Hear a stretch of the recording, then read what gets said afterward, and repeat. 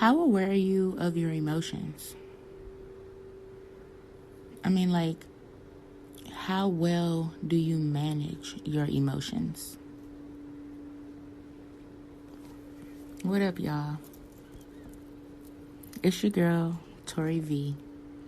You're listening to another episode of a Melanated Hypothesis podcast. We're talking about emotional intelligence today.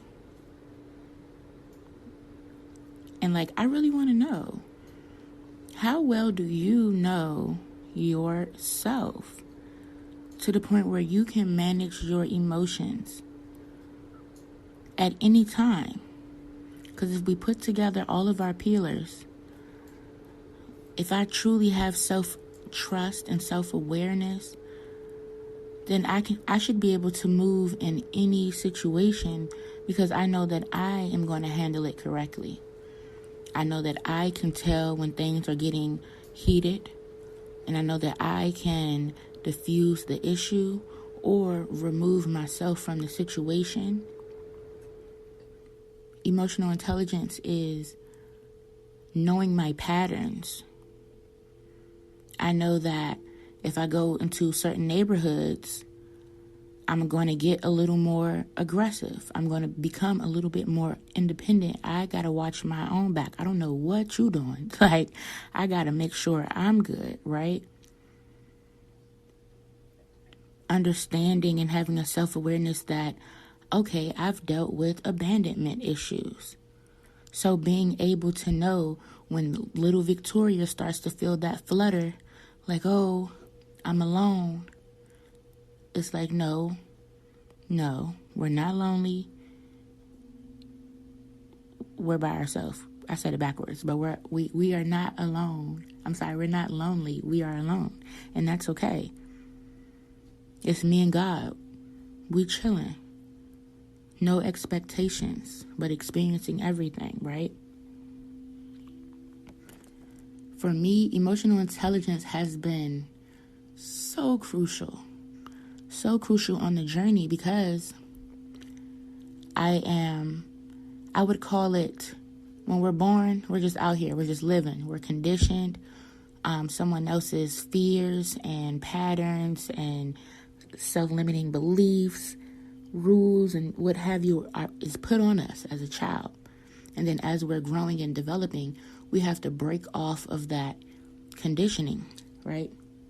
But throughout our life, just unintentionally, we have had traumatic experiences. We've had culture shocks. We've had people rub us the wrong way and violate us in some kind of way. And so that pushed us to a place of, whether we have trauma responses. So whether we are flight, we always leave the situation when we're under stress. We fight in the moment. We immediately get aggressive. We freeze. We completely disengage and literally freeze in a moment of trauma.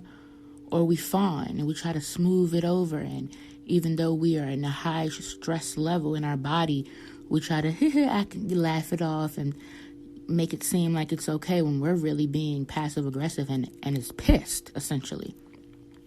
Being able to know myself, see myself in every situation, and know what is a violation to my boundaries. So that means that I have to learn my boundaries, right? And if we're talking about self-worth and self-awareness, self-value, as I'm developing my self-worth and my self-value, I also need to be developing healthy boundaries, my non-negotiables. So when I'm going out into the world and I'm creating relationships and I'm trying to network and I'm trying to date, I'm trying to partner, when I'm trying to deal with people, I have boundaries. And so I don't compromise my boundaries in the beginning, because then that's going to create this space of somebody expecting me to compromise my boundaries. No, I don't want to do that. I want to be stern on my boundaries. I want to be stern on my boundaries and make sure that I am setting the tone, right, for what I will allow and won't allow. Should I choose to want to make exceptions or compromise for people within good reason, that's fine with reason, but that's not how I'm leading. And knowing that, I didn't get to know that until I started to really develop those emotional intelligence skills. So really breaking that down. Let's say, for example, the abandonment issue. Understanding. Emotional intelligence gives me understanding. So before emotional intelligence, everybody is leaving me. Everybody is hurting me. You gonna leave me. You gonna hurt me. I can't trust anyone. I got trust issues. Okay?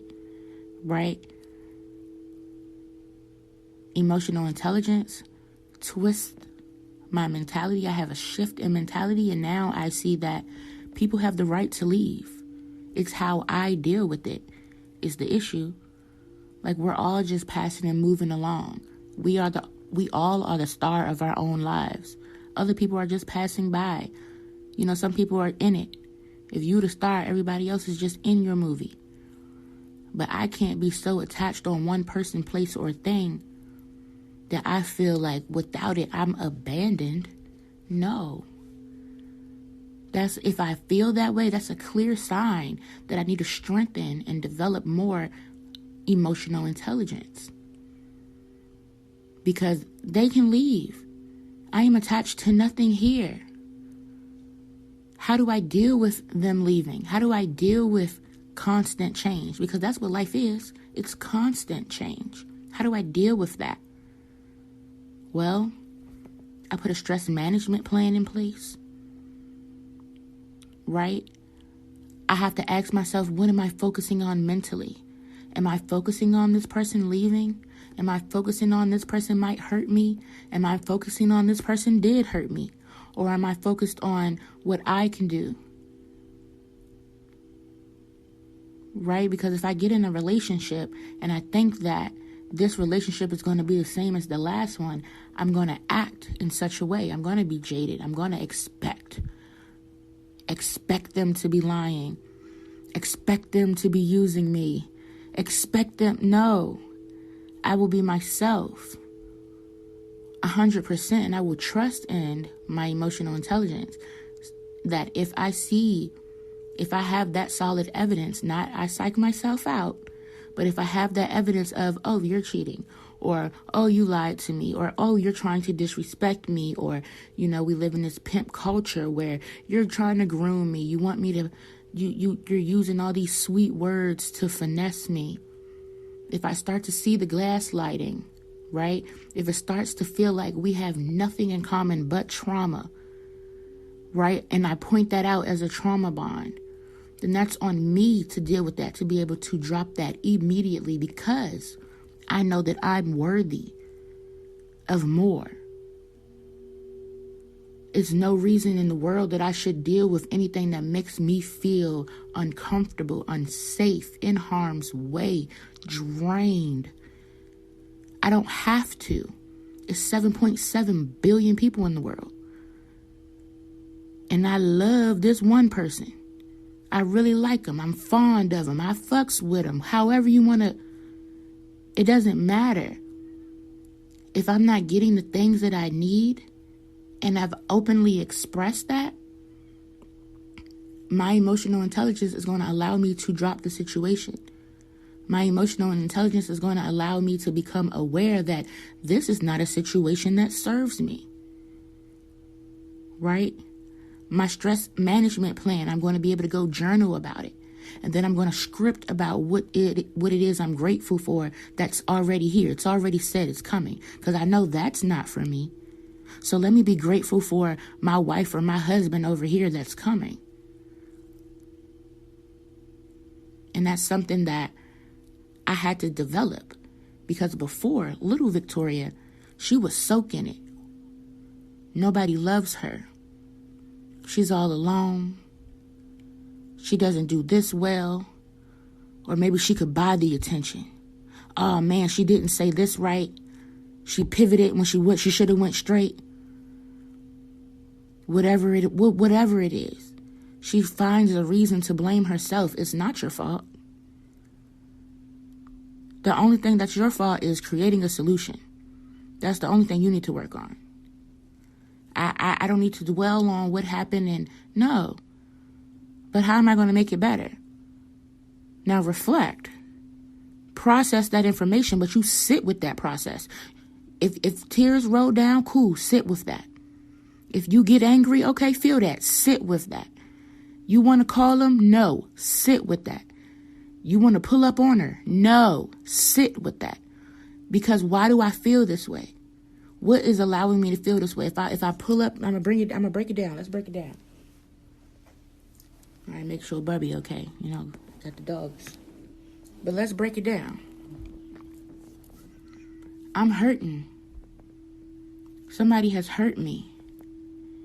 And when I think about all the little ways that they hurt me or they was playing with me, I get upset. Right? How could they do that to me? I was being genuine. Right? Okay, now I got to do something. No, I need to sit with that. Now I'm upset. I need to text them and tell them how I really feel. I need to tell them that I forgive them, that I don't forgive them. Whatever work I'm doing, no, sit with that. That's for you. I can assure you I forgave my ex several times. Every time he did something and left, because his trauma response is flight. So every time he did something and left, I forgave him, whether he came back or not. Because it was for me. The forgiveness is for me. Am I going to hold on to that? And so then every time I think about him, I get upset. Right? And then I'm blocking my blessings because my husband out there, when he pull up on me, he don't need to see no dark clouds. Okay? He need to see that I've been doing the work because I knew he was out there doing the work. He needs to see that. Right? And even if I don't fully believe it, I got to act in it. I just got to act like, okay, I'm doing the work. I don't know what's going to happen from here. I don't know, but I'm going to do the work. I'm going to sit in this. I'm crying. Big ugly tears, okay? But I still have to sit in this because I have to manage that change. Right? And I can't leave that conflict unresolved.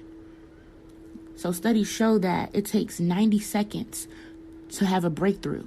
When you go through a traumatic experience, right? And so a lot of our relationships are traumatic. I don't know if we're realizing that, but we're receiving trauma. It's toxic. If anything is toxic, 9 times out of 10, it's going to be some trauma around it. It causes trauma. It came from trauma. It's trauma, bro. I promise you. So with that being said, if I'm in a relationship where I've exposed myself to trauma and I'm feeling trauma, one, trauma is addicting, right? So it's giving my brain this dopamine fix, and I want to experience. I'm addicted to this. I don't even realize it.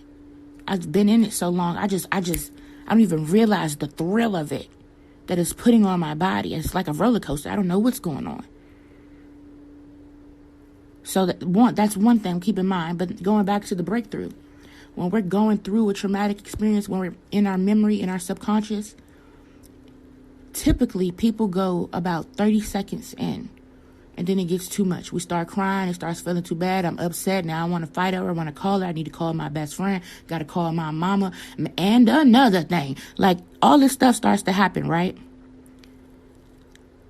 However, if we were to go 90 seconds in, just sitting with it and complete the visual, because you have to see it in your head, complete that visual.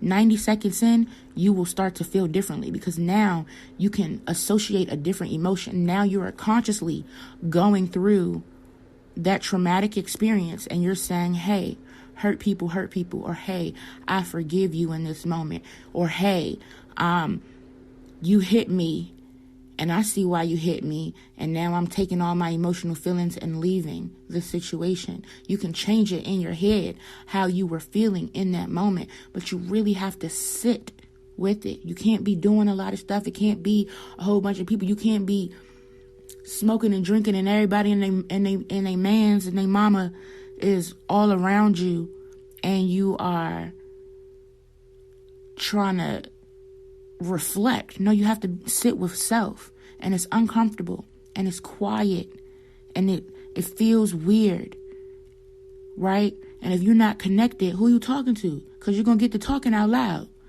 right? You start looking around like, what? Yes, speak to your creator, whoever that is for you.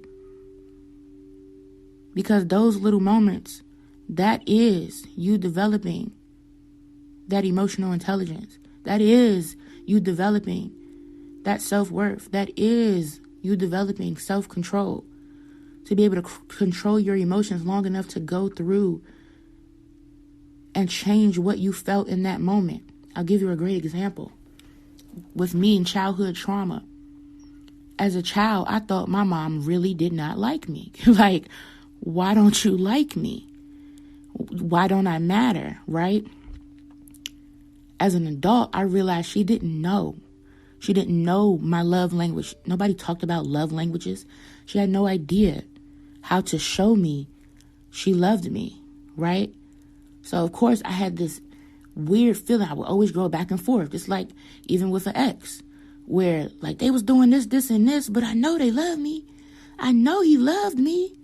I know my mama loved me, but they keep hurting me this way and keep hurting me that way and keep hurting me. But once I stepped back and realized, one, hurt people. So what trauma has she been through? What trauma has my ex been through, right? And then two, how much awareness does that person have, right? So now, are they aware of their trauma and the effects that it has on their behavior? Are they aware of information that's out there? A lot of our parents we grew up in single family homes, meaning if my mama got to work and provide, then she can't nearly do as much nurturing, right? So it's like, why I'm feeling resentment. But as I get older and I really dig deep and go back into those experiences within my mind, I can change that feeling. I can tell little Victoria, give your mother grace. She doesn't know. This is the first time she's ever been a mother of a 15-year-old, of a 16-year-old, of an 8-year-old. Give her grace, right? Allow her to grow, right? And even if that means that I got to step back from her, step back from my ex, or step back from anybody, still allowing them to grow and understanding and having that developed emotional intelligence that makes it so I have a plan that I'm able to understand it's not me, right? But I also don't want to develop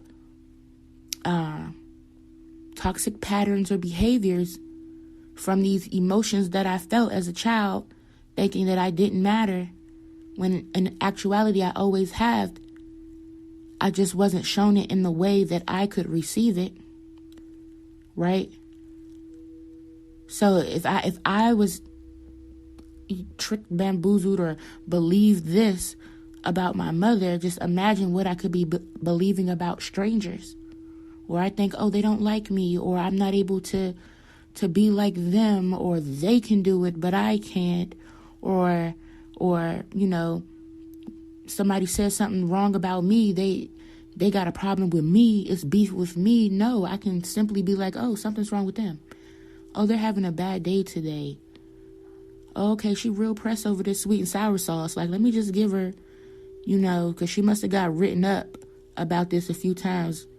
So let me just have a little grace, because I know she's not trying to talk to me outside of her neck, because she don't really know me like that. So let me just give her a little bit of grace. I'm able to have a different perspective because I took the time to develop that emotional intelligence, with that self-awareness, right? Self-regulation.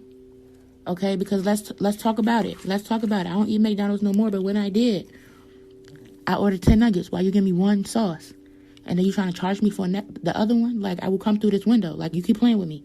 And you being rude. Like, you chose to work here. I didn't fill out the application, you did. So I smile, bitch. Like, I'm sorry, but like, you know what I'm saying? Like, what are you doing? You know, I was going to edit this, like, leave out the cuss words, but sometimes we just got to roll with it. But because we got to be raw, like, we just got to be raw and grow with it. Like, I'm meeting you where you at, meet me where I'm at, and let's grow, period. So, but that's a little Victoria talking, because higher self Victoria is nice. She don't be cussing. But I'm just saying, like, if we go back to that, where little Victoria was in control, like, what are you doing? Like, talk to me with respect. I just spent money at your establishment. Like, you're tripping. And give me your sauce. What? But higher Victoria probably understands that you probably got written up because you didn't care. And you probably do need this job. And, you know, whatever the case may be. So, let me give you some grace. It's not that deep. You know what I'm saying? Like, or I'm going to just not come back to McDonald's and go to Chipotle because they don't care. I mean, what is it? Chick-fil-A. They don't care how many sauces they give you, okay? And if I want sauce, if I'm saucy, I'm going to just go over there. Their chicken nuggets better anyway. Like, you know what I'm saying? But that's neither here nor there. I'm just saying as an example, the growth and the development, you can see it in the transactions with people. What I used to do and what I do now. Right? So then moving to knowing when to stretch and when to pivot. That's also a part of our self-awareness. Like knowing when to stay in a situation, like when to continue to try. Like, for example, with my mom. Like, I know that lady loved me. So why would I just give up on her? Okay, we had to move away from each other. We had to take space and time and space and time and space and time. But in my heart, I knew that we could get to a situation where we could have a good relationship. So that's a situation that had to stretch me, right? Whereas, you know, speaking to someone else or maybe an ex or something, it was time to pivot.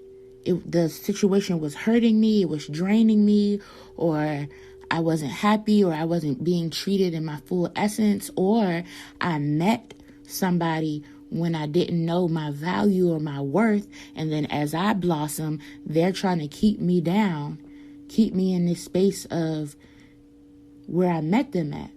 Instead of fixing my crown, I'm around a person who wants it to stay crooked because it benefits them, right? That's a time to pivot, right? And so pivoting can be hard when we have emotional attachment. But being able to have that emotional intelligence means that I can see why I need to pivot. I can see that there isn't compatibility, or I can see that there isn't respect, which means that there'll never be value. If you don't respect me, you're never going to value me, which means I'm never going to feel appreciated. So sorry, Cherish. It's nothing, you know, it's nothing we can do for y'all. But if he respects me, if she respects me, if they respect me, then there's a little bit of hope. But I got to know when to stretch, because sometimes I got to stretch. Sometimes it's not about them at all. Sometimes I'm jaded. They're nice, and I just think they're trying to hurt me, or I'm thinking myself into a bad mood, or I'm thinking myself into this looks familiar, and they're probably, this is a scam. They trying to one-up me or whatever. So knowing when it's time to stretch mentally, when it's time to stretch physically, or when it's time to pivot. And then, of course, emotional intelligence, it sounds weird, but it helps you take your emotions out of things, because you need to be rational. So when we talk about, you know, we have two brains. So we have our animalistic brain, and then we have our logical human brain, right? And so if we're talking about these two, what the goal is, creating emotional intelligence, is merging the two. But a lot of times we operate in one or the other. So we're super analytical when we're in that human brain, and we don't have fun, and we overthink, and we're dissecting everything. Whereas in an animalistic brain, we're super emotional. We might pop off over 25-cent sauce. You never know. Life is like a box of chocolate, really, over here in the animalistic brain, right? we're impulsive. It gets stressful. Things can easily get stressful because we're in survival mode, right? So when we're thinking about that, when we're realizing that, we want to merge the two together. We want to be able to plan and think ahead while also having emotion and being able to relate and have compassion to people who may be going through situations, or who hurt people. If I have compassion, then I can empathize with you, but I can also give you some practical tips, or try to alleviate some type of pain, whether that means I just shut up. Like maybe I'm the problem, right? Like maybe I'm too blunt. Now you feel like I'm belittling you or talking down, when in actuality, sometimes in order to be real with ourselves,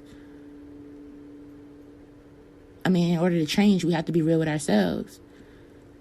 And so for me, like delivery is hard. Like I definitely want to hit you with the sweetest sounds of Tabitha Brown, like real, you know what I'm saying? Mom vibes. However, sometimes I be hitting you with Solange and the elevator vibes. Like, listen, like this is what's going on. Okay, what you want me to do? Like, this is what it is. And everything is not for everybody, and that's totally fine. I've developed emotional intelligence and awareness around that. At first, that used to upset me. Like, oh my goodness, I'm saying great stuff. They say I'm talking down. No, in actuality, I have a different approach, right? When I'm speaking, I've been working on it though, so I feel like I'm doing really well, but I have a different approach. It may not be for everybody, but the information is still valuable. You just might have to find your person that it deeply resonates with you, and that's fine. For my people, what up now? You know? But then also, okay, let's go back to it, because I got a little list. Processing. Processing is so important. So when I'm asking you, have you done some healing today? I want you to process your day. I want you to talk about what's going on, how you're feeling, what's on your mind and your heart. Have you done some healing today? Have you looked at yourself and what you can do to move to move into the direction that you're moving to, whatever that looks like for you, whatever is the goal? Because a lot of times execution is super big, like you're not gonna move without that, but a lot of times something stops us from executing. And so what's that? Have you worked on healing that? Have you worked on navigating to the healed version? Right? Breaking the jadedness that the world put on you. In order to do that, we have to process through why we feel jaded, why we're not trusting, right? We have to process through what happened to us and realize that it is not synonymous to us. I said that right? But either way, it's like something happens to us and then we take it on hard, like it's just us. Like it's just me. And sometimes it can feel like the straw that broke the camel's back. But realizing that hurt people truly hurt people and truly will do the sickest of things simply because they are hurt. Simply because they have not processed their pain. I'm looking at people, I'm talking to people that have done unthinkable things. And then they want to be redeemed as adults because now they have learned to process and heal through. But everybody knows them as the unthinkable, the person who did the unthinkable. Right? So it goes back to giving grace. If you learn to give grace to yourself, as I learned to give grace to myself, boom, now I can give grace to other people that may have hurt me. And then I can kind of break down that hurt and see that, oh, it wasn't hurt towards me, they were hurt. Right? And it was projection. And while it's not okay, it helps me cope better. Right? It helps me cope better. You got to ask yourself, who did life make you? Who did life make them? Developing emotional intelligence and truly having that ability to recognize and understand, manage our own emotions and then recognize, understand, and influence the emotions of others, boy, it gives you a certain power, because you can start to see who life made you. You start to break down why I do that. Oh, I do that because I saw my mom do that. But in actuality, when I sit and think about it, I prefer to do something like this. But I'm just doing what I know. So I feel like picking up emotional intelligence, you start to put down certain conditioning. Because now you're questioning things from a different angle and perspective. Right? So I want us to develop this. I want us to really talk about this and reference this often. Because as we heal and as we talk about all these different topics that are coming up that I'm so excited about, we're going to need to look at it from a place of emotional intelligence. So self-awareness, self-regulation, motivation, empathy, compassion, and social skills. Right? So really breaking that down a little bit more with my self-awareness, knowing what I feel, and then knowing how my emotions and my behaviors affect someone else.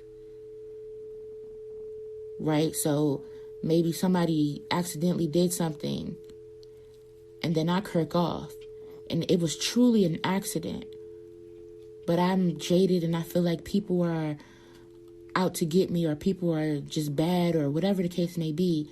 So I immediately snap on them, noticing how my emotions and my behaviors affected them. Now they've regressed and closed up because I was, what's the word? Not passive aggressive, not aggressive, but like abrasive. I'm abrasive. And then I talk to women all the time and they're abrasive. And then if I say, hey, that was a little abrasive, they'll be like, I ain't abrasive. I'm not abrasive. Okay. No, it's fine. You're not abrasive? Like, you sure? Okay. Well, I mean, shoot, if you like it, I love it, baby. But if you're having me confused, because do you know what that means? Or like, I got questions. Like, I got questions. That's a clear sign that, oh, they don't got that much self-awareness. Okay. And so now I having a little bit more, because I ain't got it all either. Okay. But as I develop it, and if I'm on a different level than you, and that could only be maybe one level more, one level higher than you, right? If I have this awareness, and a lot of times people kind of discount that awareness because maybe I have all the awareness, but I don't have all the where I can articulate it. I can draw you a picture and we can make a movie. I can write the script, but to sit here and fully articulate it without painting a picture, like just hitting you with the bullets, that's a little hard for me. However, I do see what's going on, right? I have this awareness where even if I don't catch it before I do it, right afterwards, I'm like, and it takes time. It takes practice. Like, I remember when it took me a few days to be like, oh, I did something wrong. I guess that was bad, huh? Because, like, you get what I'm saying? So now that I'm doing it even quicker, within the same 5 minutes, I can come back and have accountability, self-accountability, which is so important on our journey. And say, hey, I didn't mean to do X, Y, and Z. This is maybe why I did it, and this is what I'm going to do better. Right? I like to know the why because I need to pinpoint it. I need to see what's going on, and I need to see how certain things affect me. But then I also need a plan of how I'm going to correct the behavior. And so I want to tell you that as well, because one, I want you to give me grace because I'm not perfect. But then two, I want you to hold me accountable, because if I say I'm not going to do that anymore, and then the next time you do something, I do it again, you can say, hey, I thought you was going to, X, Y, and Z. And I can be like, oh man, got to break out of that habit or whatever the case may be. But I can let you know that I'm working on it. That is something that is close or at the top of my list. It's on my to-do list or is already done list, however you want to look at it, right? And then knowing my strengths and weaknesses and having control instead of reacting. So giving myself grace.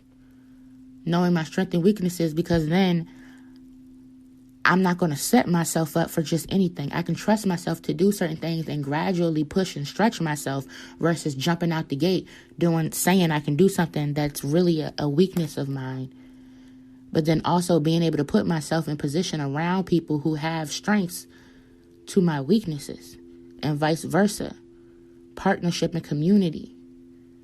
That helps me build that partnership and community. And then we move to self-regulation. Staying in control of myself. Not verbally attacking people. Right? If something is wrong, I got to say something. That ain't right. I got to say something. And I don't have to. So understanding emotional intelligence is realizing, okay, I don't have to say anything. I don't have to prove anything to anybody. What I know is what I know, and I don't have to tell anybody everything that I know. I can give you a few pointers if you choose to engage. But at the end of the day, I'm not seeking validation for anyone. So the more I realize that I'm not seeking validation from anyone, the easier it is for me to say what I got to say and let it be. You know, if you want to have a conversation and we furthermore explain whatever it is, cool. But I don't have to argue with anybody. I don't have to make you believe what I believe. Whether that's just based off of what I believe in theory, based off of what I believe in fact, based off what I believe in experiences. I could know that is the truth. And you just telling me what you think. Okay, cool. Like, I don't have to be right anymore. There's no need for that. I'm in control. I know what it is. As long as I know what it is, I don't have to verbally attack. I don't have to be emotional or irrational. Now, granted, sometimes still with change. If I got a schedule, everything's going great. If too many things in my schedule start to waver, I will get upset. But I just need to take a minute. I know that.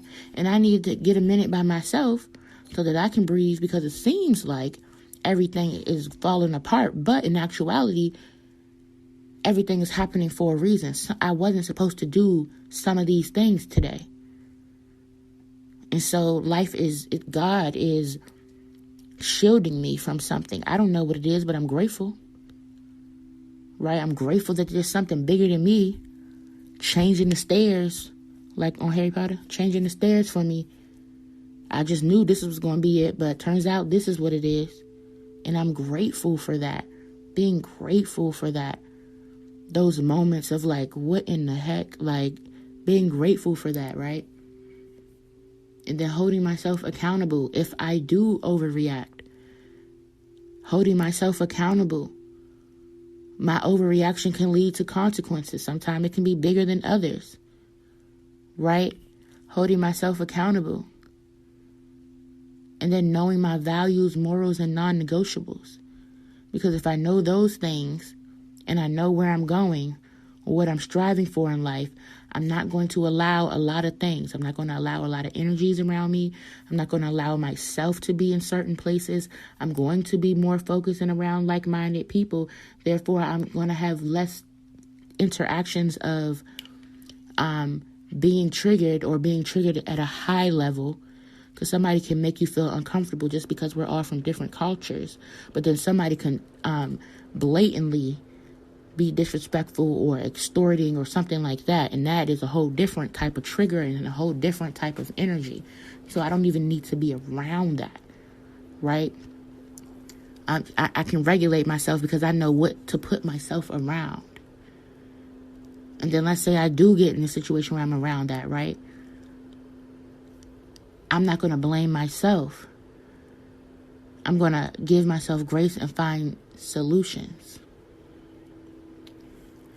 But then, I do want to blame myself. Like, for example, regulating. If I start to see that somebody else is getting upset, I'm going to blame myself because did I trigger them? Is my delivery off? It's going to allow me to adjust myself. Do I need to step back and take a minute? Do I need to go get some air? Do we need to pause this conversation? Am I getting upset? Is my nose starting to flare? Because I look evil or something when my nose starts to flare. I be looking like a bull, like I will run you over. I don't know why. It just be looking like that. Like just a big old, I'm an Aries, so a ram. Like really, I'm going to just ram you. Really. It just looks like that. I be looking at myself in the mirror when my nose flutter. And it's like sometimes I don't even be upset, but that look can make somebody else feel like, oh, what's up? I got to get buck because she got this crazy looking resting bitch face. It don't even be that deep, but that's how my face look. And so that's how people take me. And then they start to treat me accordingly. And then I get a triggered reaction because I triggered them with my facial expression. And then their actions trigger a reaction from me. I have to be aware of that. So I have to be aware of my facial expressions. I have to be aware of if I say something and it come off a little rude, I have to be aware of that and then reading their body language. If the eyebrow raised or if the mouth closed in a little bit, like I have to read all of these things, which means that I have to be well up on it. I have to do research so that I can know what to expect, right? And then one of the other things, the last thing that we do in self-regulation is breathwork, practicing being calm. One of my favorite apps is the Calm app. I meditate with that. But doing breathwork and really breathing through a problem, expressing myself in a controlled area, calling my sister, calling my therapist, recording. I have a lot of recordings that you will never hear because I just had to get that out. Writing it on paper, in the notes, documents, email, but then sitting with it, sitting with those emotions, not being impulsive, but still getting that information out, right? Sometimes when I'm upset, I just record and I get it out, and then I don't need to tell anybody. It's just me and God. I don't have to tell anyone else, and nobody had to know that I was feeling those ill ways. We can feel however we want to feel. It's what we act on, right? And so it's important to be able to decipher between our thoughts and our real actions, because sometimes we can feel a certain way based on our thoughts, because we have a thought, and then we start to feel something in our body, and then our body creates even more thoughts. That feeling in our body creates even more thoughts, and then we either stay there, we dig deeper into that thought, or we let it pass. And so we want to be able to be so aware and conscious that we are seeing if a thought, grabbing, I forgot how the song go, but either way, grabbing the thought, seeing if it worked, and then letting it go. If it doesn't, it doesn't. Right? So being calm with myself, being able to put out all the whatever it is that I'm feeling, the negative, the whatever it is, being able to put it out like an Eminem song, but just for me.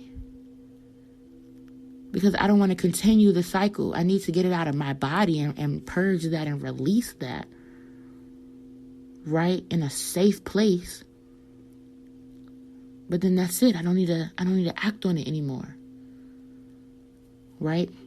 And so then my motivation, having emotional intelligence, that means that I'm self-sufficient towards my goals.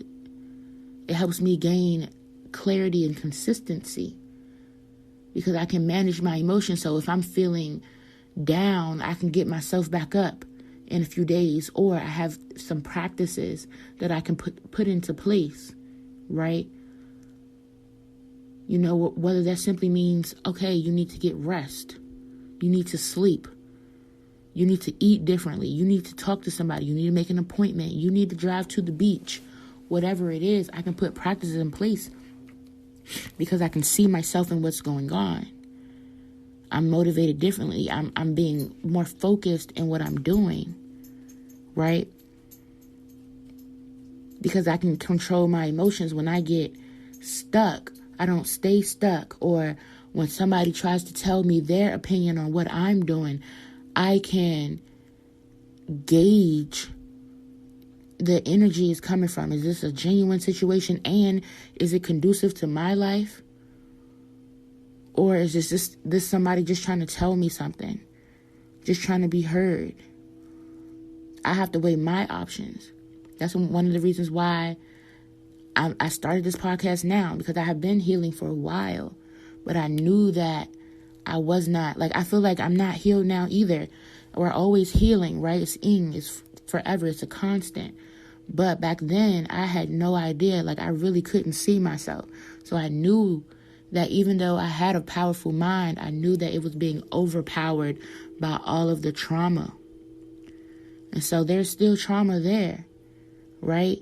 Even with me recently getting over this trauma bond, breaking free of this trauma bond, there's still trauma there.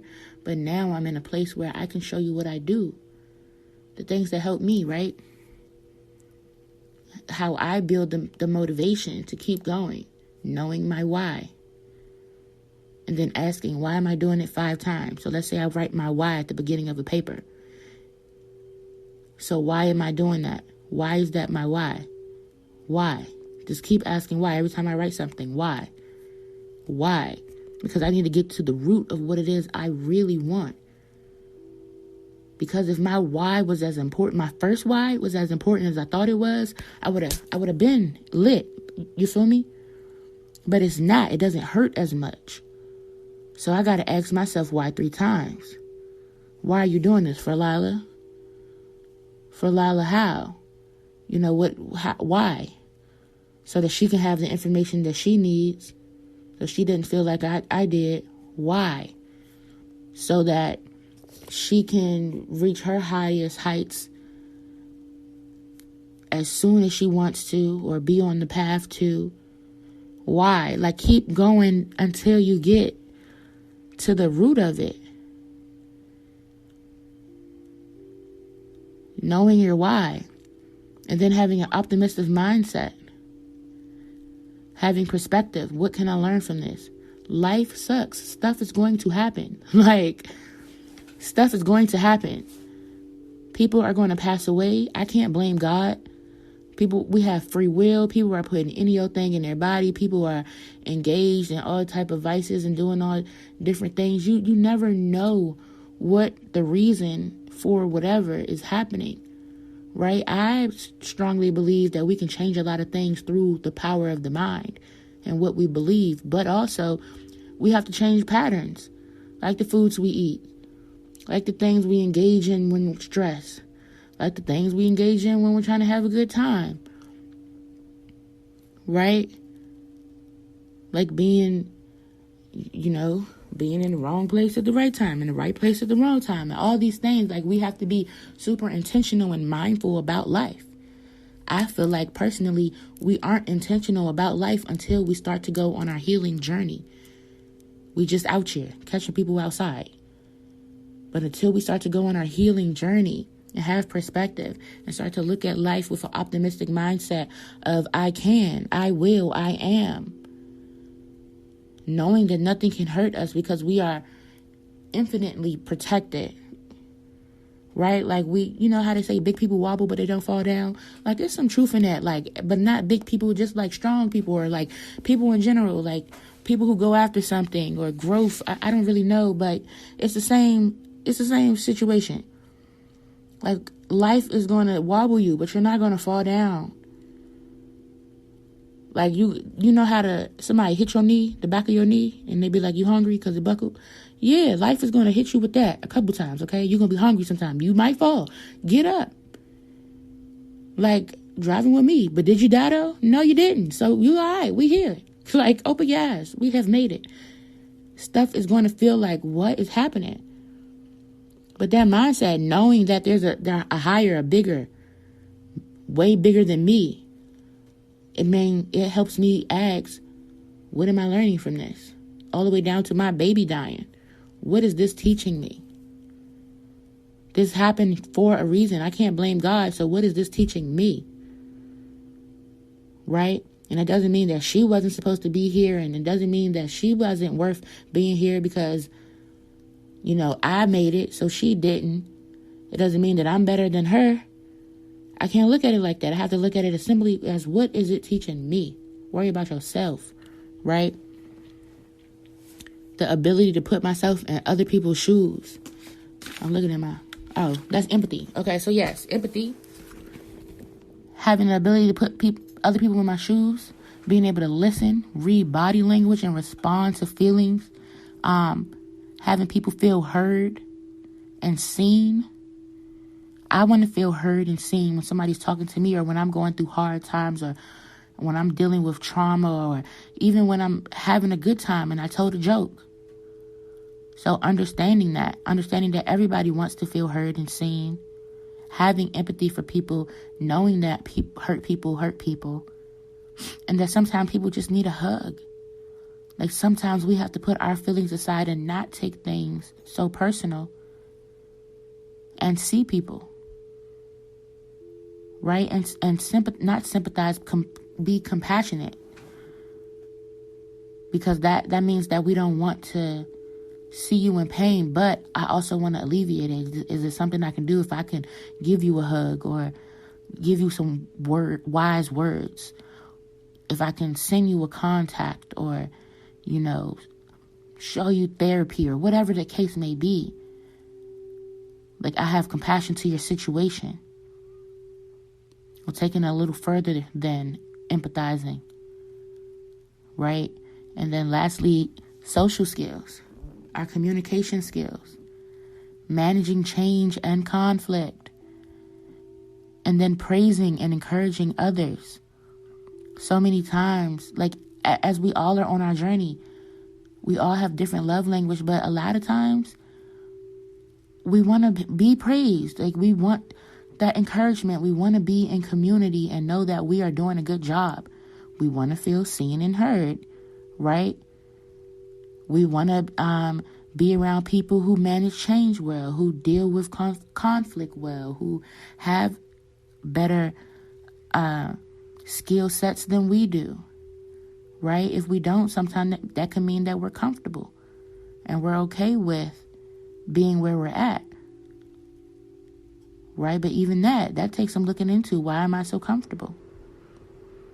Why don't I want to praise? Why do I feel me encouraging somebody else is going to hurt me?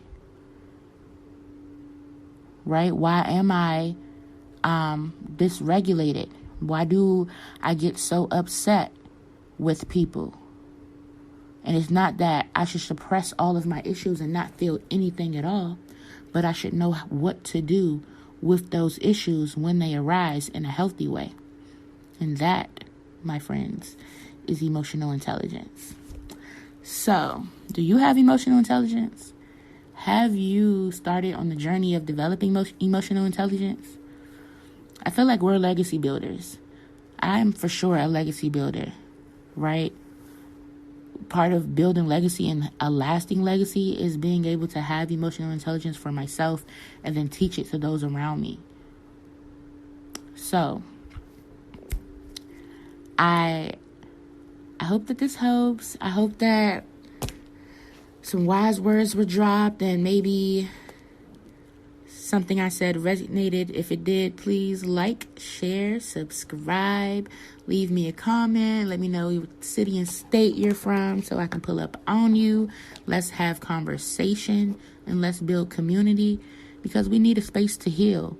We need a space to release, and we need a space to develop, right? Especially this emotional intelligence, because once we develop that and get our mentality together, get our self-worth together, then we're getting our businesses together, and then we're getting our finances together, then we're getting our assets together, right? And so I'm building this community. We're growing together on all scales. This is just the beginning. Make sure you check out the previous episodes. I'm so happy. Episodes released every Monday and Wednesday. Interviews released every Friday. Make sure you like and subscribe and follow me at Tori Victories. That's it, y'all. Thank you. Make sure you subscribe though, for real, because hello, like we gotta get this out. Make sure you do some healing today. Peace and healing, y'all. I'm out.